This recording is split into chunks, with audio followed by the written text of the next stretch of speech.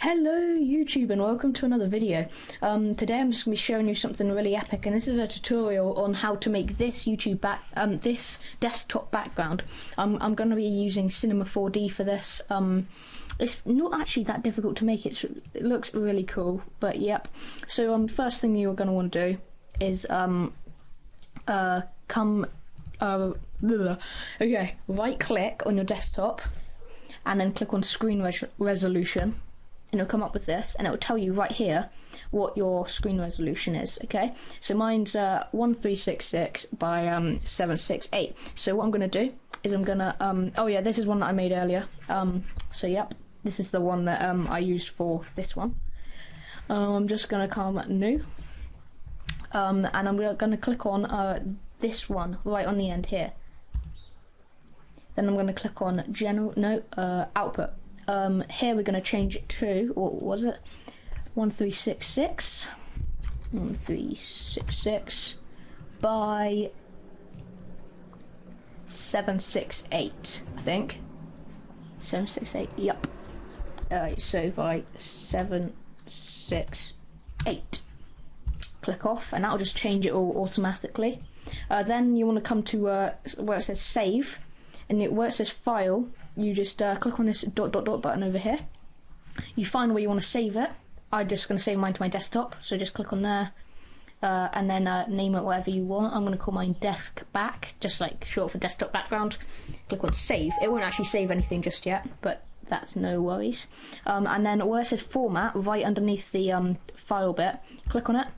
Then you click on where is it, JPEG. That's important that you click on that. That is really important, otherwise it'll save it as some random ass thing. Okay, so you're done with that. Now just click on the close button, and that would have changed the thing a little bit, you might have noticed. And the first thing you're going to want to do is rotate it so that the yellow line is in line with the blue one. That's not completely necessary, but I just like to line it up at the beginning. Right, so let's just get up the text that we're going to use. So you just click on MoGraph up at the top where it says file and all that. Come right over to the end and it says MoGraph. Click on that. Then you click on MoText, which is in the down menu, and then it comes up with some text on the screen. Where it says text, you type in whatever you want, and this is just in the side menu. So I'm going to type in Andigillo in capitals. Click off, and that will change. There we go. And then underneath that, you can just choose whatever font you want. So I'm just going to choose my favourite one, which is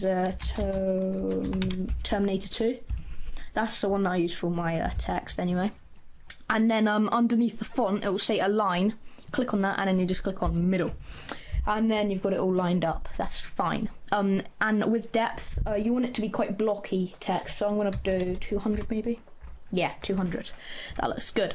Now this bit is extremely important if you want the two colours. So for instance, I've got here a sort of tiny bit see-through black colour with a yellow colour, which I think contrasts really well.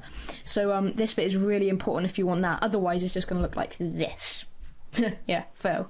So you click on caps. So right now in this down sort of side menu bit, it will be on object or in a little tab section. You want to click on caps, and then it will say start, which will be like the first option, and then you click on fillet cap, and then it will say end, like 2 or 3 down, and then you click on fillet cap again. Okay, and then you might have noticed that just makes it a bit more rounded. Okay, I think that's it for sort of that's almost like part 1 of this tutorial. Okay, right, next what you want to do is add in like a floor. So you come over here where this is like a light with arrows on it is. You hold down your mouse, keep it held down until it comes over to here where it says floor. Let go, and it'll just do that for you. Alright, now you just want to pick a colour for the floor. So I'm going to choose a sort of a light grey because I think that looks quite nice. So you're just going to come down here where it says materials. You're going to click on file, new material, and then it'll come up with something down there. Now you double click on this, and it should come up straight with this colour option.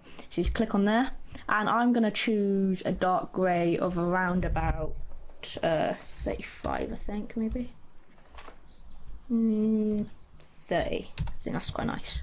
Yeah, so about here. That looks quite good. You want quite a dark colour because that looks really nice with the, it's almost, you can give it like a spotlight effect.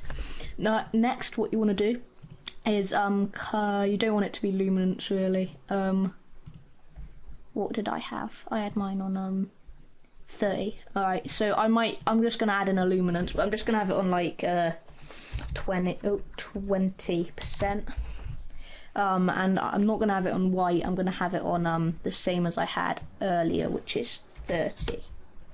Enter. There we go. Okay, so we've just got a sort of a little tiny brightness to it. You do want a reflection, because that makes it look really nice, but change the brightness down to 0, and then where it says texture, click on the little arrow, and it comes down with the whole load, and click on Fresnel, it's pronounced, but it's Fresnel. And it'll make it look like that. And I'm just going to take that down to about 5%, which is really small, but it's just so that you can just about see the text in the floor, which looks really nice.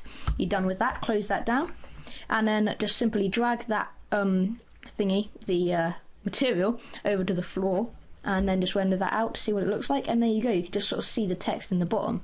Right, we're not done yet, don't worry, just because I've said there you go, doesn't mean that we're finished, nowhere near yet.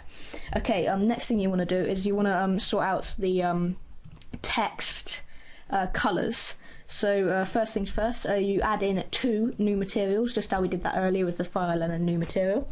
One of them I'm going to have black because that's going to be the inside, so I'm just going to have that like really dark grey because that looks better, like that.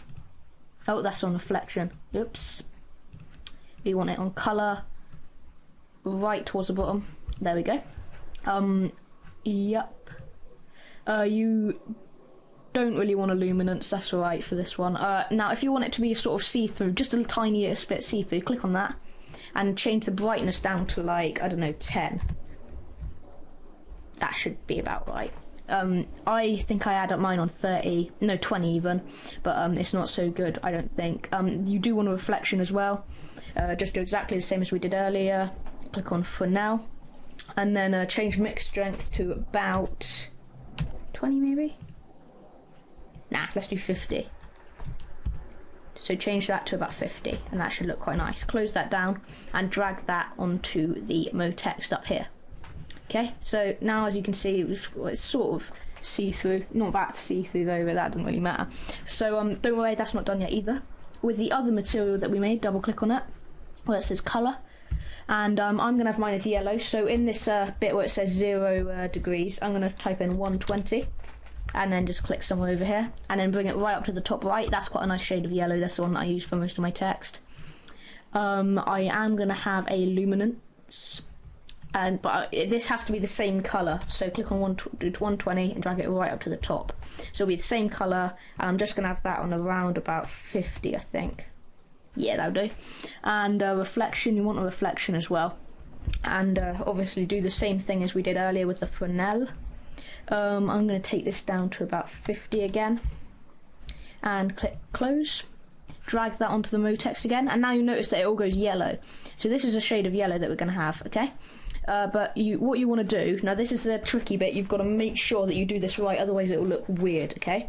You want to click up where it says mode text, you want to click on the black, yeah? And it will come down in the side menu. And the first sort of option, you don't have to change the thing, it will be on the tab called tag. Okay, the first option is material, and it will be just called mat 2, okay, or mat 1, doesn't really matter. Selection, this is where it matters, okay. Now I might get this wrong, but I'm pretty sure this should be right. Selection, you'd either type in C1, oh, not C explanation, oh, damn it, edit, undo, C1, that might be right, yep, that's right. I think. Damn it. It might be D1. D1. Maybe. Don't know. Hang on. Right. C1. Should be that, look. Because now it's just there. Maybe if we do that. There we go. Alright, so you want the colour on the outside to be first. Just here. And then the colour on the outside to be second in the thingy here. Okay? And make sure that the one that you want on the inside, so for me it's black, it has the selection of C1. If we just click on render, then you've got the nice text. Okay, we're not done just yet, so let's just keep going. Now we will have to do the lighting. The lighting is quite important. It gives it the sort of shadow effect, like this here. You've got all the shadows, and you've also got the sort of reflection. So first of all, I'm going to add in an overhead softbox. Oh, actually, some of you guys might not have this. Okay, but I'm sure you can find it somewhere. But there's like some sort of like plugins, not plugins, like add-ons that you can get for Cinema 4D, and this one is sort of like a lighting pack thing. So you just click on this. You've got to install it and everything. I'm not going to explain all that right now. I'm sure you can find it somewhere else. But I'm going to add in an overhead softbox. Okay, and I'm also going to add in a what's it called, spotlight later on, but I'm not going to do that just yet. So we're just going to position this so that it's sort of pointing at it. So we're going to rotate like that, scroll in a little bit. Right, so now that we've got it there, let's just click on render, see what that looks like. See, now that you've sort of got the shadows a little bit more. And yeah, we're also going to add in a spotlight like that. So we're just going to bring it back a little bit, up to the side, like that. Oh, damn it, that's stupid of me. Now you want it to be pointing at the thing. So what you can do, you can just bring this softbox up a little bit. And you just really want to get this right, okay? Because this otherwise won't look very nice. So it's sort of got to be... Oh, damn it. Pointing perfectly at it. That looks about right. Now I'm just going to bring this softbox back down. If you don't have the softboxes and all that, then don't worry, in a second I'll just show you a sort of a other way that you can do it. So yep, just click on render. Starting to look quite nice, and I think that's pretty much it. You can see the light sort of there. So you just get it to the right sort of place that you want. Let's just say I quite like it there, maybe a little bit more in, I'd say.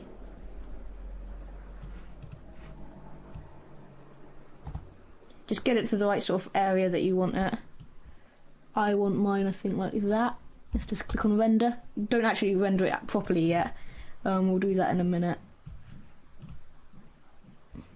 There you go, that's centered pretty well.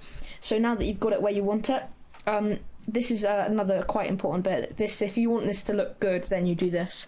Click on the Ender snapshot bit, whatever you want to call it, and it'll come up with this menu bit again. And you click on Effect ... add in an ambient occlusion and a global illumination. Click on Close, and then render it properly. Now this will take quite a long time because of the global illumination. Global illumination actually detects where the light would be in real life, and it makes it much more realistic and nice, and the ambient occlusion makes the lighting better and all that. So I'm just going to wait until this all finishes rendering, and then I'll just pause the recording for now. I'll show you. I'll just pause it until this finishes, because it will take a little while, probably about 5 minutes, and then I'll pause it, and then I'll show you guys the end product. So I'm just going to pause it. I'll be back in a second. Alright, there we go. As you can see just down here, it took about 3 minutes, and this is the end product. Let's just come up a little bit, and there we go. This is the sort of what it should look like towards the end.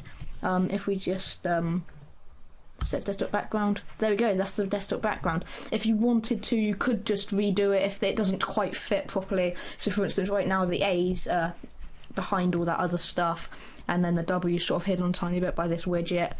You could, if you just wanted to, you could just close it, zoom out a tiny bit, that kind of thing. But I'm not going to really worry. One thing is, you can sort of see down these side bits here, it's slightly darker here and darker here down the side than it is in the middle.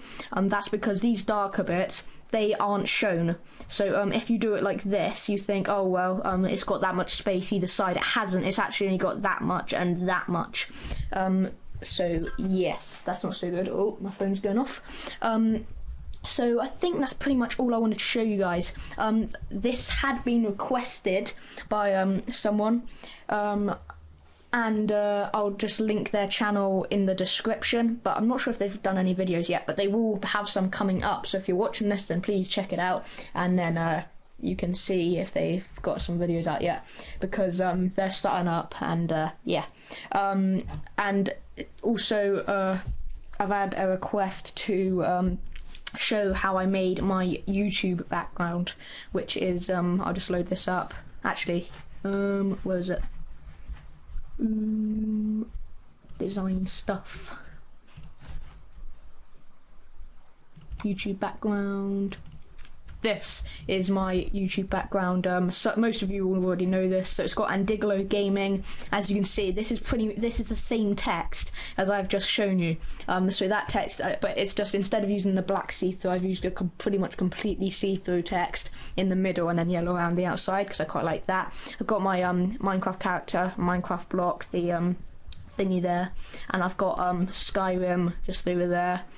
That did take me a little while, I've got to admit, but some people want me to do that, and I'll just show you. I made this out of that.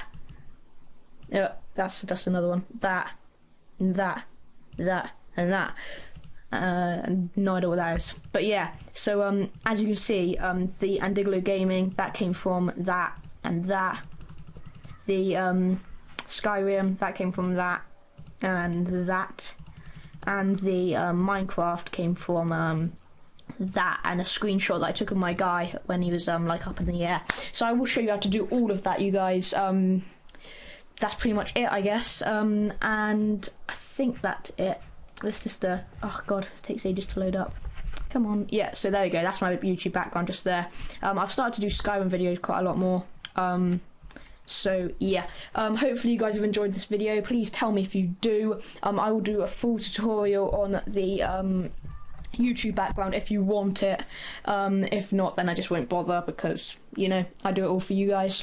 Thanks for watching this video. I've been Andiglo. Bye for now.